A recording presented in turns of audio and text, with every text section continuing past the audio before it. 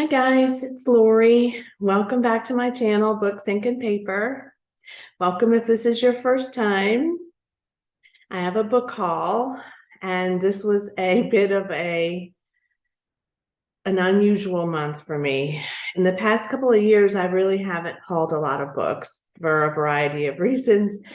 And I don't know what happened this month, but I just really hauled a lot. Having said that, I've already read many of these in the past, and so I'm collecting them. So I don't know that that makes me feel any better, but it's what it is. I also didn't pay a lot for them, so there's that. And I just enjoyed myself doing it. So there's a couple that are coming from a new source, and then the others are coming from an old source, and one is a book of the month club pick. So let's get to it. This might take a while. A friend of mine, Shireen, has a used bookstore in a couple of towns away from me. And I hadn't been for a while.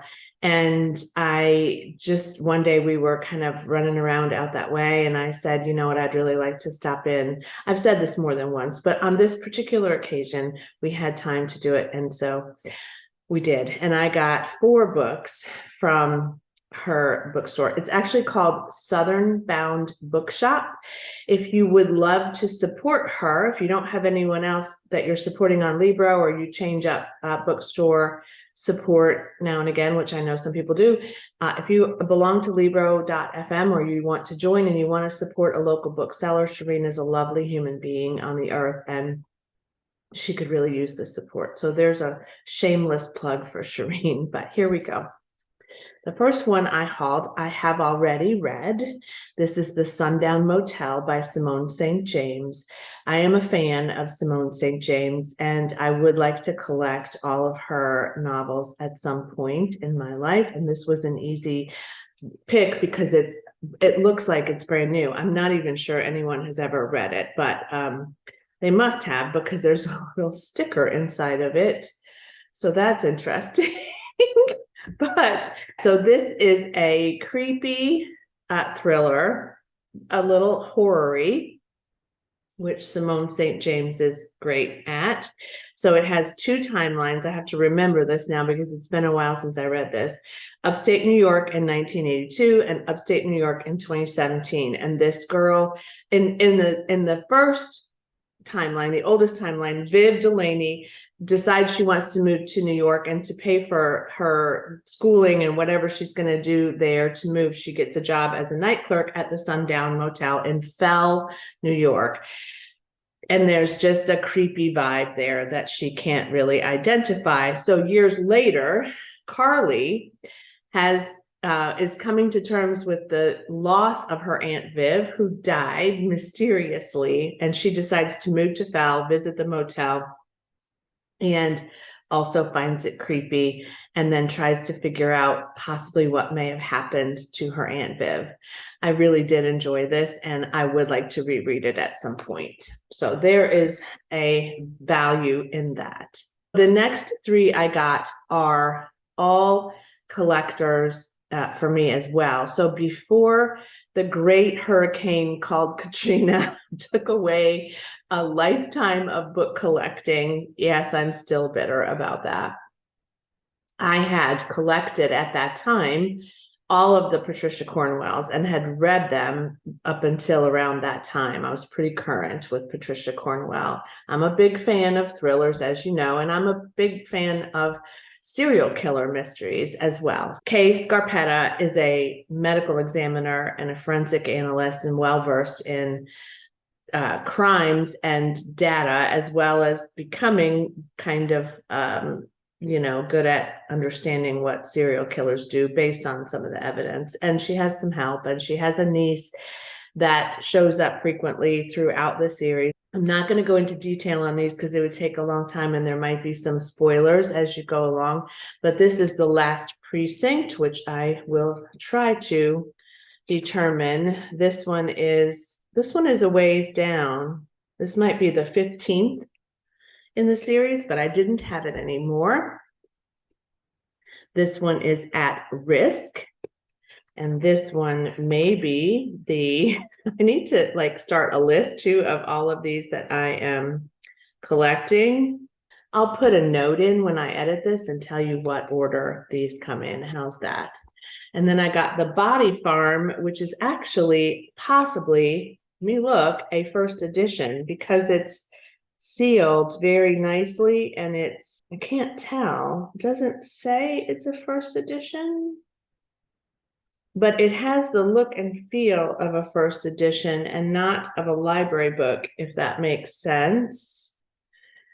And there's no library markings on it anywhere. So I feel like this one is possibly the first edition. Not that that really matters to me, but the Body Farm. This one is pretty early on, as I recall. Again, I think this is the 5th one. The first one, if you're interested, is Postmortem. I think, yes, Postmortem. So, all right, so there's that one. So that's my 4 from Southern Bound Booksellers. And I also found a couple other things that I would want to go back and get in March, but we'll see how that goes. Also, if you don't get them when you see them, they're not always available. So there's that. So the next thing I did was I went to my library, my new library in my community, and I was returning a book that I didn't plan to read for Mardi Gras Marathon and Readathon. And I found one of my favorite things from my old library that they do as well, which is Blind Date with a Book for February for Valentine's season. And I could not resist picking up a blind date with a book. They wrap them so you're really blind and you just don't know what you're going to get. And I got an ARC copy of a book called Gravity is the Thing by Jacqueline Moriarty. It was an advanced reader's copy, came out in the summer of 2019. So it's a bit older, but not terribly old. When I posted this on Instagram, one of my followers told me that Jacqueline Moriarty is actually the sister of Leanne Moriarty. I didn't know this. Didn't register with me when I picked it up necessarily. Also, she's written quite a bit. Actually, I've looked at her list of published works and it's pretty extensive. So this follows a character named Abigail Sorensen, who is 16 at the start of this novel, and her brother Robert goes missing and they've never been able to figure out what happened to him. But meanwhile, she keeps getting these like notes, and they're called the guidebook, or they're parts of a work called the guidebook, and they just keep showing up for her time after time after time. And years later, I think when she's 2 decades later, after starting to receive these, she's invited to this like symposium about the guidebook and to learn more about it. And she thinks that this might be her brother that has been communicating with her all this time. And then she discovers some other things when she gets there. So it sounds really interesting to me. And I'm really excited about this. When I first got it, I was just totally never heard of this author, never heard of this book, just uneducated about Leanne Moriarty or Jacqueline Moriarty at all. And now I'm really intrigued by this. So yeah, we'll see. She's also Jacqueline, fond of chocolate, blueberries, ice skating, and sleep. 3 of those things are favorites of mine as well. I'm not an ice skater. I was terrible at it. I have weak ankles. The next one I'm kind of surprised that I picked up, but that is A Court of Thorns and Roses by Sarah J. Maas. I have not read anything by Sarah J. Maas. As you know, if you followed me for a while, I don't read a lot of fantasy. And yet, for some reason, this one caught my eye that day. It is a really nice copy as well. It's not quite as nice as the other one, but it's in good shape. It's in good condition. I got it for 25 cents. And I am not closed off to fantasy. I wouldn't be upset about discovering a new series that I liked. It's interesting because when I was a kid, I read a lot of fantasy and I read a lot of sci-fi. And then as I grew older, I guess I just kind of I don't know, my tastes changed a little bit, or I was drawn more to mystery thrillers and historical fiction, but I had loved mysteries as a young person too. This one, everybody talks about these. I guess I got lured in by that over time, and I was open to the idea of reading this. So this one follows Fair. I don't know how to pronounce her name. I guess I need to figure that out first. Who kills a wolf in the woods, and another creature comes to demand retribution for the death of this creature. Turns out this other person is a fairy too, and I think they kind of hate each other at first. And she's maybe taken prisoner by this person, by him. I think it's a he. And yes, and so she's staying at his estate, and I think they must end up having to partner together to stop some other evil force, but I'm not sure. I'm sure many of you are sure.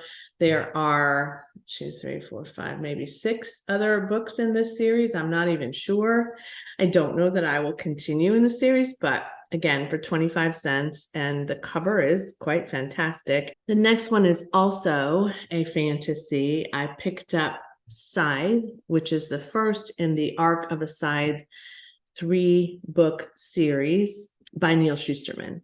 And so I will say that I actually picked up the second one, which I think is called Thunder something, Thunderhead.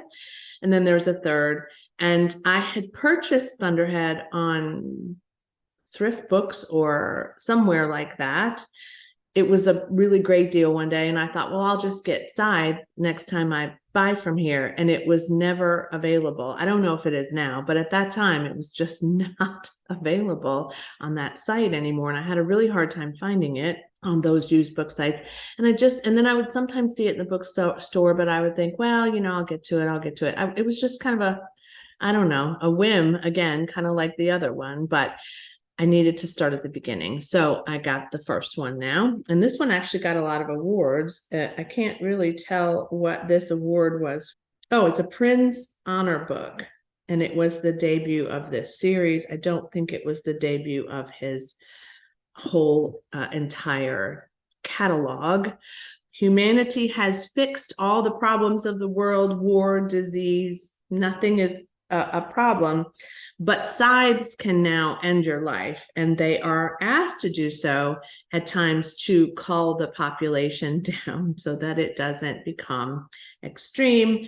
And Citra and Rowan are chosen to apprentice as a scythe, which neither of them want to do, obviously, and they have to master the art of being able to take someone's life. Yeah. That seems pretty intense. Perhaps they decide they won't do it. I don't know. We'll see, but I may get to this year. This one is the second book by Nikki French in her series with the days of the week. And so this one's called Tuesday's Gone. I read the first one a few years ago. I did enjoy it. It wasn't like earth-shattering, but it was good. They're murder mysteries. She's actually a psychologist, as I remember, or a therapist of some kind. Her name is Frida Klein, the main character, and Frida's pretty cool. I like her. She has some quirkiness to her. This is not a great copy, but it's all right. It's not in bad condition, and I think this was 50 cents, so no worries. Now, this is kind of silly, but because I already own this book in paperback, but it's the little mass market paperbacks, which nobody wants to read for. And this is the 20th anniversary edition of Anne Rice's interview with the vampire. And I, again, kind of started recollecting these a few years ago. And at the time, I could only find paperbacks of the first couple, and I wanted to reread them. I never did do. I could, and I might. These were not my favorites. If you followed my channel for any length of time, you know that my favorites are the Mayfair Witches series, which I really do want to reread this year or next. They're very chunky. This one is not quite so chunky, but of course this one is pretty famous for following. It's a movie adaptation too, but I think actually more than once it was a movie adaptation, but this follows a couple of vampires and some experiences that they have along the way, along their journey of becoming a vampire and understanding what that means. And someone who many centuries later discovers Lestat and knows now that he is a vampire, and so he interviews him to find out how he turned in the first place and what his life was like over the centuries. Again, it's not my favorite, but I do want to collect them. Then I found another very interesting one. This was a library book at one time, and it is called The Wife, the Maid, and the Mistress, and it's by Ariel Lawhon. I have never read anything by Ariel Lawhon, but I have heard a lot about her novels. And I actually, before I purchased this one, because 50 cents, you want to be certain you're going to like it, I actually looked it up on Goodreads to discover more about it, and discovered that I think Lindsay from Lindsay's Little Library had read it, and I think she gave it 5 stars. So this one follows, gotta watch the glare on this. I'm probably going to get rid of this plastic cover.